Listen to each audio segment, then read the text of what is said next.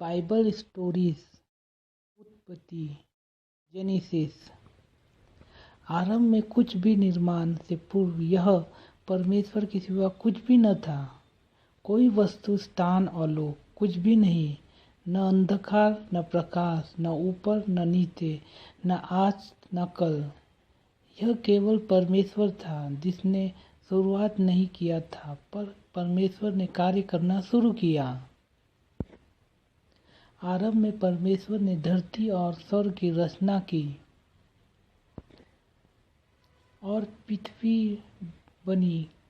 किसी आकृति और शून्य के था और आकृतियों पर गहरा अंधकार था। तब परमेश्वर ने कहा, चलो यह प्रकाश करते हैं, और वह प्रकाश हुआ। परमेश्वर ने प्रकाश को दिन और अंधकार को रात कहा। यह सुबह और शाम प्रथम दिन हुए। दूसरे दिन परमेश्वर ने स्वर्ग के तहत समुद्र, महासागर तथा झील से पानी लाया। तीसरे दिन परमात्मा ने कहा, चलो सूखी धरती दिखाई दे दो, और ऐसा ही हुआ। परमेश्वर ने घास और फल तथा झाड़ी और पेड़ भी दिखाया देने का आदेश दिया, और वो सब दिखाई देने लगा। और यह सुबह और शाम तीसरा दिन था। इसके बाद परमेश्वर ने सूर्य, चांद और असंख्य तारे बनाए, कोई भी गिन नहीं सकता। और यह सुबह और शाम चौथा दिन था।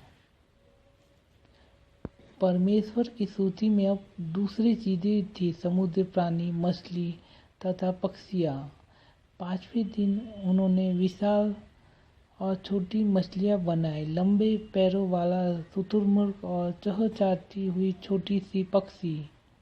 परमेश्वर ने अनेक प्रकार की मछलियाँ तथा पक्षियाँ बनाए, जो धरती और आकाश और समुद्र में खुशीपूर्वक रह सके। और यह सुबह और शाम पांचवा दिन था। इसके बाद परमेश्वर ने पुनः कहा कि चलो अब धरती पर अन्य सजीव प्राणी लाते हैं। सभी प्रकार के पशु, कीड़े मकोड़े तथा रेंगने वाले प्राणी अस्तित्व में आए। इनमें धरती को हिला देने वाले हाथी और व्यस्त उदाव बिलाव भी थे। शरारती बंदर और मगरमच्छ, कुलकुलाते हुए कीड़े और ढीठ गहलरी, झुंड में रहने वाले जिराफ और म्याऊं करती बिल्लियाँ। उस दिन प्रत्येक प्रकार के पशु की रचना परमेश्वर द्वारा की गई। और यह सुबह और शाम छठा दिन था। परमेश्वर ने छठे दिन इसके अलावा भी कुछ किया, कुछ खास। अब मनुष्य के लिए प्रत्येक वस्तु तैयार था। यहाँ खाने को जमीन पर अनाज था और सेवा करने के लिए पशु। और परमेश्वर ने कहा, चलो अब मनुष्य को हम अपनी प्रतिकृति देते हैं, उसे पृथ्वी पर समस्त प्राणियों का स्वामी बनाते हैं। इस तरह परमेश्वर ने अपनी ही इमेज में मनुष्य की रचना की। परमेश्वर की इमेज में उन्होंने उनको बनाया।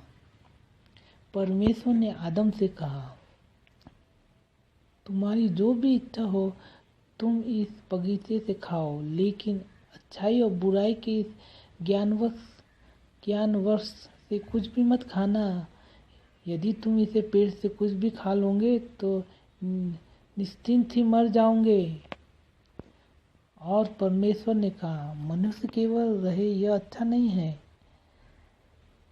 मनुष्य अकेला रहे यह अच्छा नहीं है। मैं उनके लिए एक साथी बनाऊंगा। परमेश्वर ने सभी पक्षियों और जानवरों को आदम के पास बुलाया। आदम ने उन सब को नाम दिया।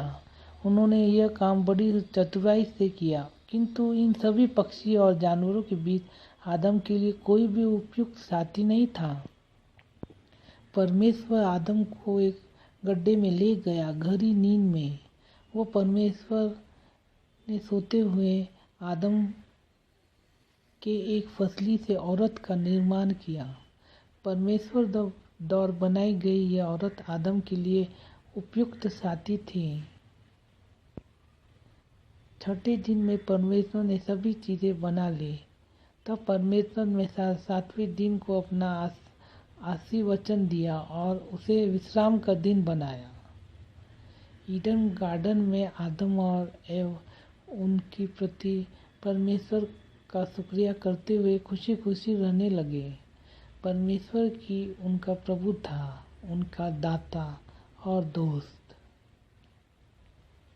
अगर आपको ये बाइबल की स्टोरीज पसंद आई है तो हमारे चैनल को ज़रूर सब्सक्राइब कीजिए। ऐसी आपको बाइबल से रिलेटेड स्टोरीज मिलती रहेंगी। Thank you.